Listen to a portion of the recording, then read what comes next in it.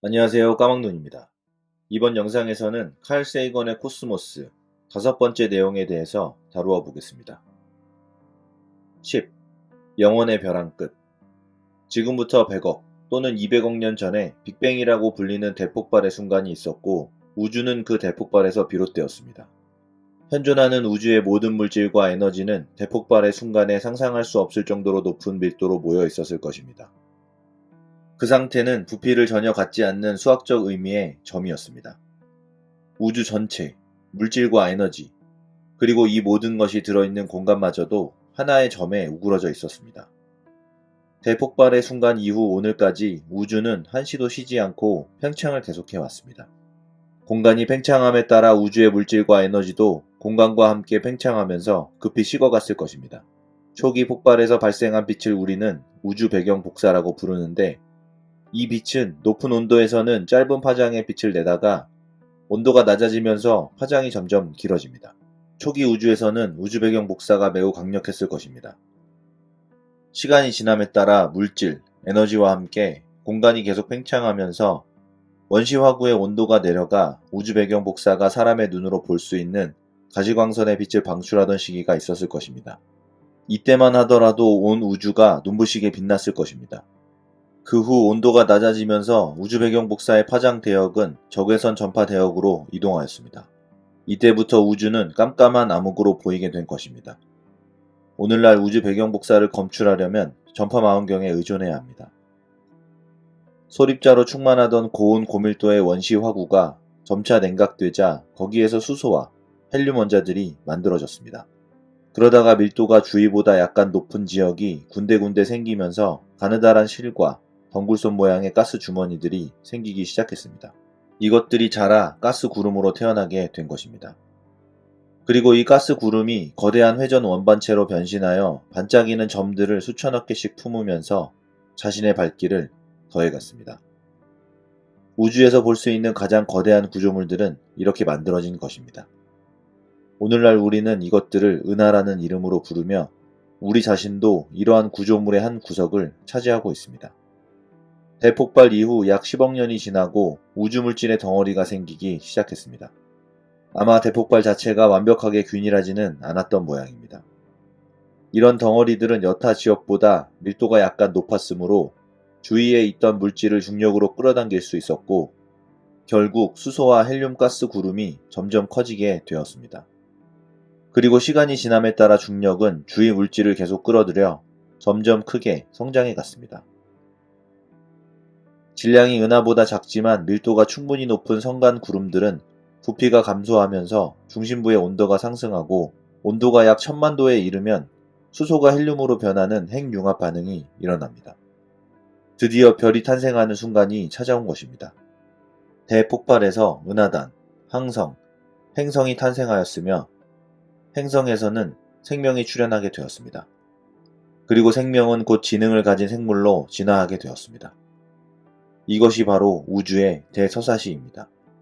우주의 대폭발을 발견할 수 있었던 것은 도플러 효과라고 알려진 간단한 원리 덕분이었습니다. 도플러 효과는 우리에게 익숙한 현상입니다.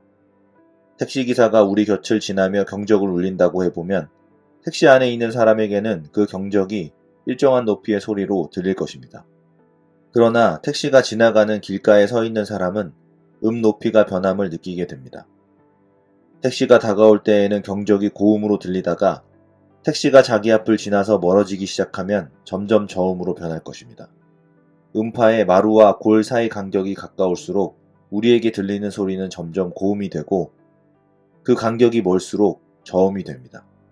달리는 차의 관점에서는 비록 일정한 음조의 경적을 울린다고 하더라도 우리에게서 멀어지면서 그 소리의 골과 마루의 간격은 넓어지게 마련입니다. 그러므로 우리 곁을 지나는 차의 경적이 점점 저음으로 변하는 것 같이 들릴 것입니다. 이 또한 소리와 같이 파동 현상입니다. 다만 소리와 다르게 빛은 진공에서도 전파가 되죠.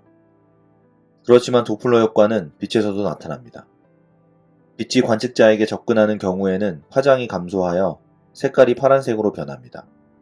이것을 청색 편의 또는 청색 이동이라고 합니다.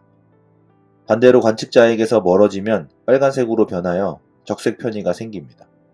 그런데 멀리 있는 은하들에서는 빛의 적색 이동이 늘 관측되었습니다. 이 도플러 효과가 현대 관측 우주론의 출발점이 된 것입니다.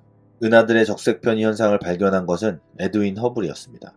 도플러 효과로 인해 우리가 얻을 수 있었던 결론은 은하들이 모두 우리에게서 멀어진다는 것이었습니다. 그리고 멀리 있는 은하일수록 더 빠른 속력으로 후퇴한다는 추론도 얻을 수 있었죠. 그렇다면 은하들은 왜 멀어지고 있는 것일까요? 우주가 팽창하고 있기 때문입니다. 그리고 과거에는 은하들 사이의 간격이 지금보다 훨씬 가까웠을 것이고 우주의 기원이 대폭발이었다는 결론에 이르게 되는 것입니다. 무한정 계속 팽창하는 우주론에 따르면 은하들은 팽창과 더불어 우주의 지평선 너머로 하나둘씩 사라질 것입니다. 그러다가 은하수 은하의 지평선 안에 끝까지 남아있던 마지막 은하마저 지평선 너머로 사라지고 나면 홀로 남은 은하수 은하는 우주적 고독을 혼자 참아내야 할 것입니다. 그리고 별들도 차갑게 식어 모두 죽고 물질은 모조리 소립자의 상태로 돌아갈 것입니다. 결국 소립자들만이 흐릿하게 분포하는 아주 재미없고 적막한 세상이 도래할 것입니다. 이것이 영원히 팽창하는 우주가 맞이할 최후의 운명인 것입니다. 반대로 우리 우주가 팽창과 수축을 주기적으로 반복하는 우주라고 생각해 본다면 우리 우주의 운명은 어떻게 될까요? 시작도 끝도 없고 끝없이 반복되는 생과 멸의 중간에 자리할 뿐입니다. 한 주기가 끝나고 다음 주기로 넘어갈 때 앞의 코스모스에서 다음 코스모스로 어떠한 정보도 흘러들어가지 못할 것입니다. 그리고 의문은 계속됩니다. 팽창에서 수축으로 바뀔 때, 그래서 은하의 적색 이동이 청색 이동으로 반전될 때 인과관계에도 역전이 생겨 결과가 원인에 앞설 수 있게 될까요? 팽창에서 수축으로 바뀔 때, 그래서 은하의 적색 이동이 청색 이동으로 반전될 때 인과관계에도 역전이 생겨 결과가 원인에 앞설 수 있게 될까요? 연못에 파문이 먼저 생기고 그 다음에 내가 돌을 던지는 격이란 이야기입니다. 또 횃불이 타기 시작하고 그 다음에 성냥을 그어댄다는 식의 현상이 과연 벌어질 수 있을까요? 팽창이 수축으로 반전될 시기에는 무덤에서 탄생을 맞고 어머니 뱃속에서 죽음으로 삶을 마감한다니 도대체 뭐가 뭔지 통 알아들을 수가 없습니다. 그렇다면 시간은 거꾸로 흐를 수 있을까요? 우리 우주가 영원 무궁 팽창하는 우주인지 아니면 팽창과 수축을 주기적으로 반복하는 우주인지 누구나 확인하고 싶을 것입니다. 우리는 우리 우주에 대해 모르는 것이 너무 많습니다. 우주의 중심은 또 어디일까요? 우주의 경계가 있을까요? 있다면 그 경계 바깥은 도대체 무엇일까요? 2차원 우주에는 중심이 없습니다. 비록 2차원 우주가 3차원적으로 구부러져 있어도 그 공의 표면에 해당하는 2차원 우주에서는 중심을 정할 수 없습니다. 그러한 우주의 중심은 그 우주에 있지 않습니다. 중심이 있다면 그것은 그 우주 주민들이 접근할 수 없는 3차원에 있을 것입니다. 다시 말해서 구의 중심에 있을 것입니다. 2차원 세계의 영토는 구의 표면일 뿐입니다. 그러므로 2차원 우주는 유한합니다. 그렇지만 경계는 찾아볼 수 없죠. 경계 바깥의 정체는 질문의 대상이 될 수 없습니다. 그것은 질문할 성질의 것이 아니란 말입니다. 2차원 세계에 살고 있는 이들은 자신의 힘만으로는 2차원의 세계를 벗어날 수 없습니다. 이제 차원의 수를 1씩만 높여보겠습니다. 3차원 공간에 익숙한 우리 자신들의 상황과 같아질 것입니다. 4차원적 실체인 초구체는 중심도, 경계도 없습니다. 그래서 그 경계의 바깥이란 것은 애당초 없는 것입니다. 그렇다면 왜 은하들이 우리로부터 달아나는 것 같이 보이는지 이해할 수 있습니다. 한 점에서부터 시작한 초구체가 4차원 풍선이 부풀듯이 팽창하면서 우주의 공간이 순간순간 더 만들어집니다. 팽창이 시작되고 얼마쯤 지나자 은하들이 만들어졌고 만들어진 은하들은 초구체의 표면에서 초구체의 팽창과 더불어 움직입니다. 멀리 있는 은하일수록 빨리 멀어지는 것처럼 보입니다. 은하들이 공간에 붙박혀 있는데 공간이라는 이름의 그 천은 모든 방향으로 늘어나는 중입니다. 그렇다면 여러분은 우리가 사는 우주에서 대폭발이 일어난 곳은 어디입니까? 라는 질문에 뭐라고 답할 수 있을까요? 여러분은 이제 우주 도처라고 답할 수 있을 것입니다. 11. 미래로 띄운 편지. 우주의 저 광막한 암흑의 심연에서는 우리 태양계보다 더 젊거나 늙은 별과 행성들이 수없이 많이 존재합니다. 아직 확신할 수는 없지만 지구에 생명이 태어나서 지적 능력을 갖추기까지 있었던 일련의 진화 과정이 코스모스 도처에서 지금 이 순간에도 진행되고 있을 것입니다. 지적 능력은 단순히 축적된 정보를 의미하는 것이 아니라 주어진 정보의 연관성을 읽어내 판단할 수 있는 능력을 뜻합니다. 이러한 지적 능력을 잴 수 있는 잣대로 우리는 정보의 단위인 이진법의 비트를 사용합니다. 던져진 질문에 대한 답인 예, 아니오가 1비트를 이룹니다. 그리고 알파벳 26글자 중에서 하나를 지칭하는데 5비트가 필요합니다. 예, 아니오 두 가지 가능성 중에서 하나씩 택하기를 5번 반복해야 한다는 뜻입니다. 2 곱하기 2 곱하기 2 곱하기 2 곱하기 2는 32이고 26은 32보다 적은 수이므로 알파벳 26글자 각각은 5비트로 충분히 구별됩니다. 지구상에 있는 모든 도서관에 보관된 책과 그림에 담겨있는 정보의 총량은 대략 10의 16승 내지 10의 17승 비트입니다. 그 중에 대부분은 중복된 정보이지만 이 숫자가 인류가 갖고 있는 지식의 총량을 얼추 짐작할 수 있게 해줍니다. 그렇다면 생물의 유전 물질에는 과연 몇 비트의 정보가 필요할까요? 인간이 삶을 영위하는 데 필요한 정보는 약 50억 비트에 이릅니다. 생명 대백과사전에 총 5 곱하기 10의 9승 비트의 정보가 담겨 있다는 이야기입니다. 다시 말해서 각 세포의 핵 속에 들어있는 정보를 영어로 기술한다면 약 1000권에 이르는 책들을 높이 쌓아야 한다는 계산이 나옵니다. 정보의 양으로만 따지면 세포 하나가 하나의 도서관인 셈입니다. 그리고 우리 몸은 약 100조 개의 세포들로 만들어져 있는데 각 세포는 몸을 만드는 데 필요한 모든 정보를 완벽하게 소장하고 있습니다. 웃는 방법, 재채기를 하는 기술, 효과적인 걷기 방안, 패턴을 인식하는 방법, 후손을 생산하는 기술 등 세고 쪽부터의 모든 정보가 속속들이 빠짐없이 중복되어 유전자 속에 들어있는 것입니다. 뇌도 다른 기관들과 마찬가지로 수백만 년 동안의 끊임없는 진화를 통해 점점 더 복잡한 구조를 갖게 되었으며 더 많은 정보를 소유하게 되었습니다. 생존에 꼭 필요한 정보 전부를 유전자에 저장할 수 없을 정도로 그 양이 증가하자 진화는 서서히 두뇌를 새로 만들기 시작한 것입니다. 그리고 세월이 또 어느 정도 흘러 지금으로부터 대략 1만 년 전쯤부터는 사람이 살아가는 데 필요한 정보의 양이 새로 만든 두뇌로도 쉽게 보관할 수 없을 정도로 크게 늘어났습니다. 진화가 그 다음에 택한 방책은 육체 바깥에다 필요한 정보를 저장해 두는 것이었습니다. 현재까지 알려진 바에 따르면 생존에 필요한 정보를 보관할 줄 아는 종은 지구상에서 인류뿐이라고 합니다. 이 기억의 대형 물류창고를 우리는 도서관이라고 부릅니다. 글쓰기야말로 인간의 가장 위대한 발명일 것입니다. 글쓰기가 사람들을 하나로 묶어놓았고 먼 과거에 살던 시민과 오늘날을 사는 우리를 하나가 되게 해 주었습니다. 책은 인간으로 하여금 시간의 굴레에서 벗어나게 해준 소중한 존재인 것입니다. 그러므로 우리는 글쓰기를 통해 마법사가 될 수 있습니다. 책은 시간여행을 가능하게 해주기 때문입니다. 이렇게 책은 시간의 흐름을 거슬러 조상의 지혜를 오늘날 우리에게 가져다 줍니다. 이렇게 해서 도서관은 인류가 이룩한 거대한 지식체계와 위대한 통찰의 세계를 우리와 연결시켜주는 고리의 구실을 하고 있습니다. 도서관이 전해주는 통찰과 지식은 인류의 위대한 스승들이 자연으로부터 숱한 고생 끝에 힘들여 발굴해낸 고귀한 보물인 것입니다. 그들은 온 인류사를 거쳐 행성 지구의 전역에서 선발된 위대한 지성들이었습니다. 행성 지구가 태어날 당시와 똑같은 상태에서 똑같은 물리적 특성을 가진 또 다른 지구가 은하수나 어디에선가 다시 만들어진다면 거기에도 우리 인류와 흡사한 어떤 생물이 출현할 수 있을까요? 진화의 과정에서 우연히 휘두르는 폭력의 위력을 그 누구도 부인할 수는 없을 것입니다. 우주 방사선 입자가 유전자 중에서 어떤 것을 변화시킬지는 전혀 알 수 없으며 그 결과로 나타나는 돌연변이 역시 제각각일 것입니다. 진화의 초기에는 돌연변이의 작은 차이가 크게 문제될 바가 아니었지만 긴 진화의 과정을 통해 돌연변이의 작은 차이들이 누적된 결과는 엄청난 규모의 변화를 가져올 것입니다. 하나의 예로 우리는 엄지손가락을 나머지 넷과 맞댈 수 있습니다. 사람은 5개의 손가락으로 아무 어려움 없이 잘 살아갑니다.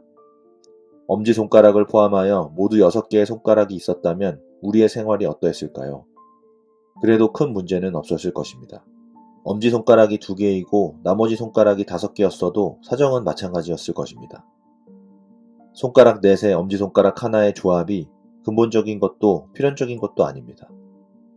우리는 넷의 하나의 구조가 자연스러워서 이와 다른 구조를 염두에 둔 적이 없을 뿐입니다.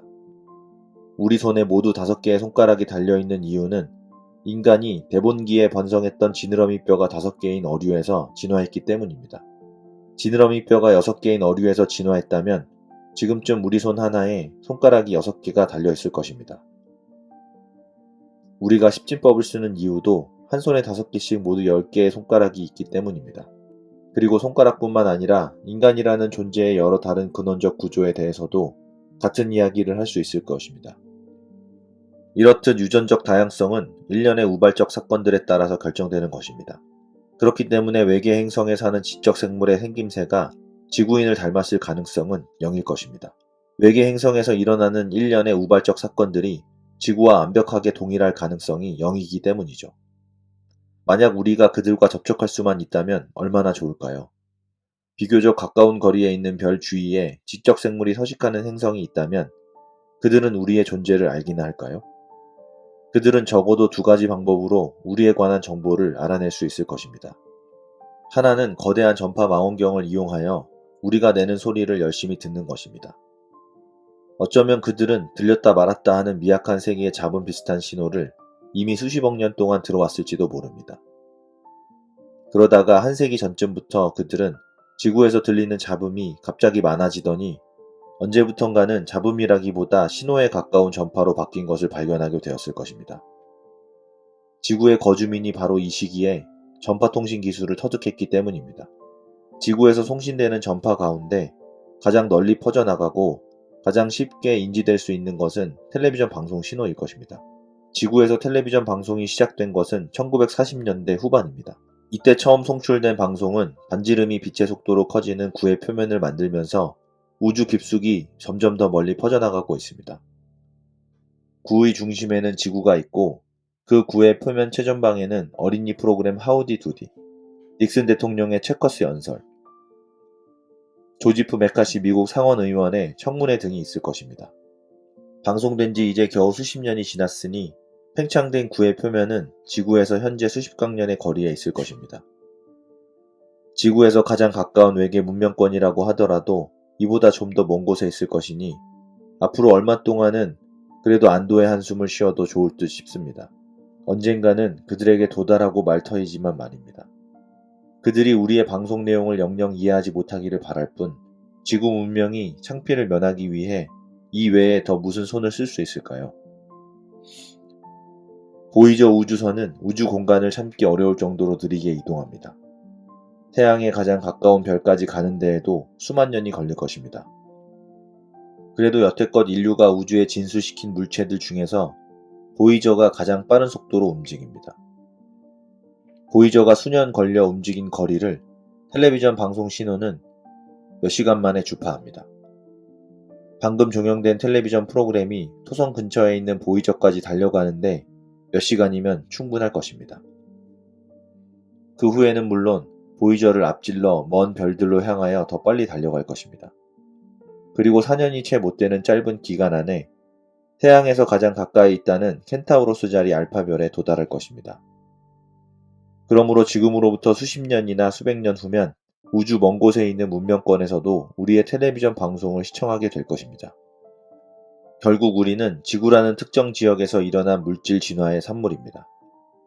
150억 년의 긴 세월을 거쳐 결국 물질은 의식을 갖추게 되었습니다. 그러나 의식의 산물인 지능은 인간에게 무서운 능력을 부여하였습니다. 인간이 자기 파멸의 위험에서 벗어날 수 있는 지혜를 갖춘 현명한 존재라고 아직은 확신할 수 없지만 많은 이들이 이러한 파국을 피하려고 열심히 노력하는 중입니다. 우주적 시간 척도에서 볼 때 지극히 짧은 시간이겠지만 우리는 어서 지구를 모든 생명을 존중할 줄 아는 하나의 공동체로 바꿔야 합니다. 그리하여 지구상에서 평화를 유지하는 한편 외계 문명과의 교신을 이룩함으로써 지구 문명도 은하 문명권의 어엿한 구성원이 되어야 할 것입니다.